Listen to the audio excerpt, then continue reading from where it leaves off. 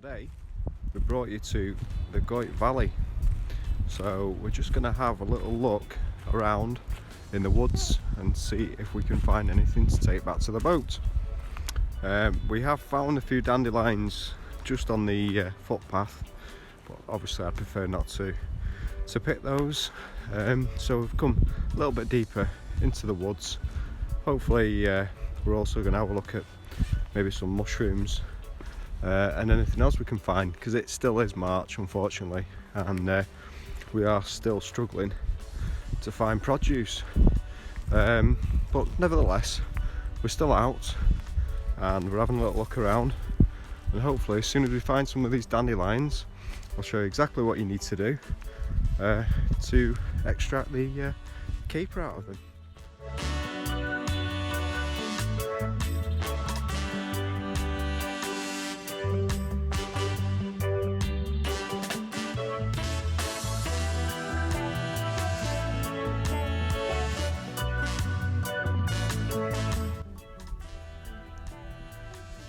Well, we've got some good news.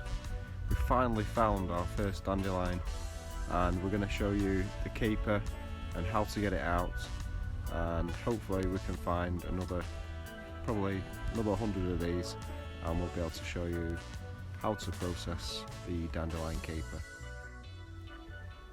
So we found our dandelion. It's basically just hiding underneath the grass a little bit, and I don't know if you can see down there, guys, we have a tiny little caper.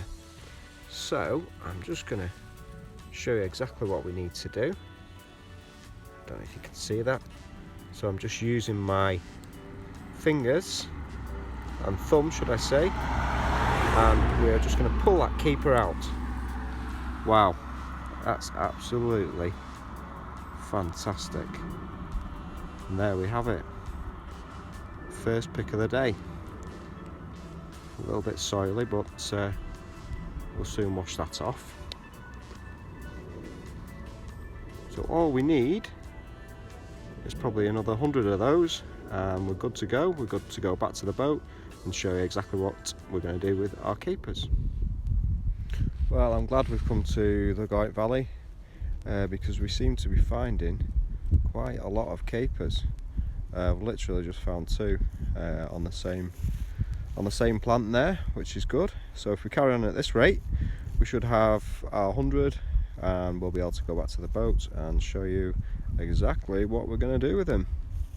Okay, but for now I will keep hunting for capers.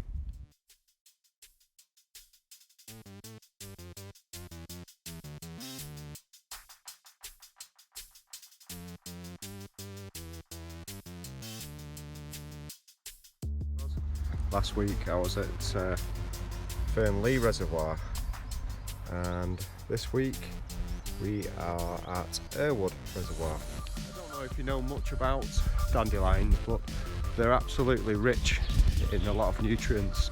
If you look into the health benefits of eating dandelions, it's a lot of vitamin C in there, and blood normalising qualities.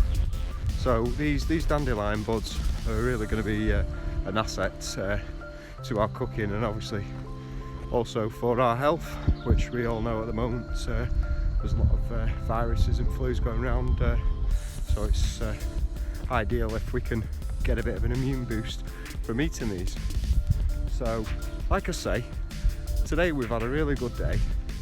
We've managed to really find some nice quality capers.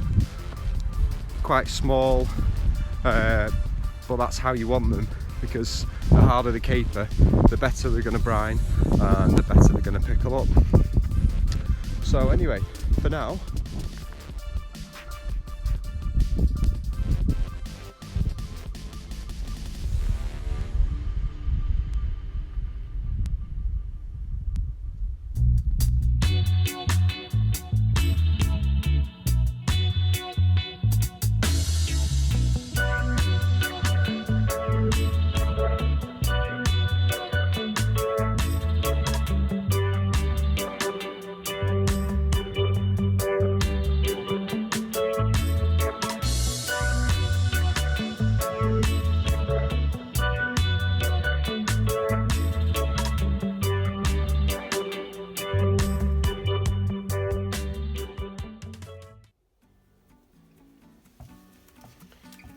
So first of all, with these capers, because they have been foraged and they are from a wild environment, we're just literally going to give them a quick wash and make sure that we take any potential pollution off them or anything that might have got onto them that we don't really want to affect the pickling process and make the product taste a little bit worse than it should do.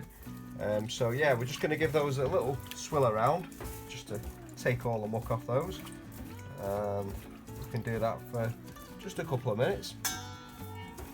So once that's done, we're then going to take the capers out of the water, and then we're going to just give them a bit of a dry off, and we'll go on to the next step.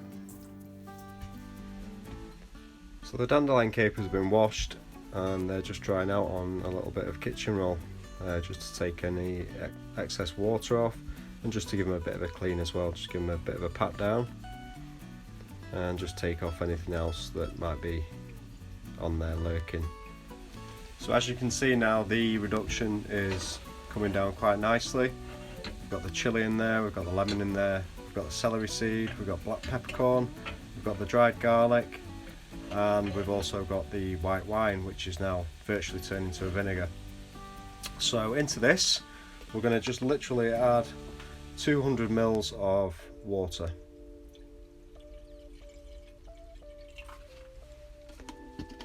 And we're going to wait a few minutes and let that come back to the boil, and we'll show you what we do with it next. I'm just going to give that another 30 seconds and we're going to take it off the boil and start cooling it down. So what we're going to put in our jar is some sage that we took from the garden. I'm just going to drop a few of the smaller leaves into this jar. We're going to put some rosemary in it, again just from the garden.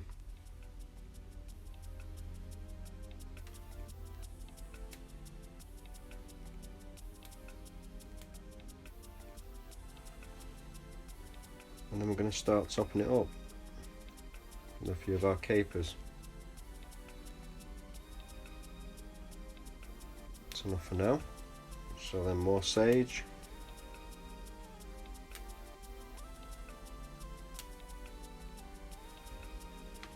Some more rosemary.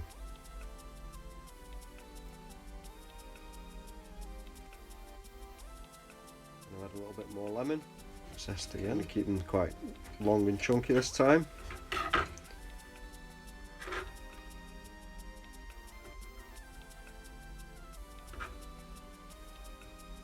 So the lemon goes in. On top of that, put a few more capers.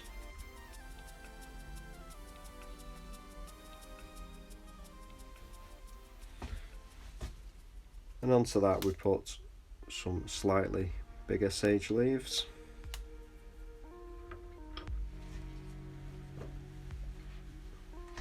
I'm going to put the full sprig of sage in now,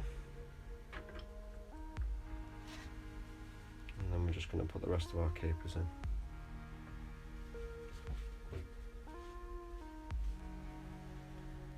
So we're now ready for the marinade. Marinade's just cooling down, so in about 5 to 10 minutes we'll show you exactly what we're going to do next with the jar.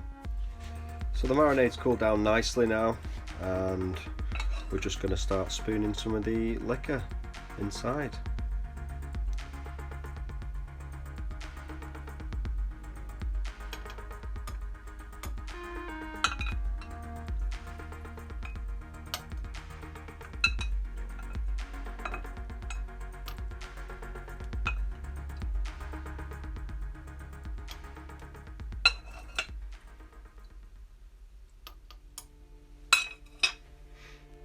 That's our marinade now added to our foraged dandelion capers. Into our dandelion capers we put some sage, some rosemary, some lemon zest, some chilli, some garlic, some celery seed, a white wine reduction, some still water and some coarse grained sea salt. Now to enjoy these fully and to allow the preserving process or fermentation to happen, we're looking at around 7 weeks. And then we can come back to these capers, and we're going to show you in one of our dishes how we're going to use these and how we're going to enjoy them and benefit from the nutrients that the keeper has. And hopefully we're going to be enjoying these in roughly around 7 weeks. And we can't wait, honestly. It's been fantastic. And this is A Tale of Two Reservoirs. So that's it.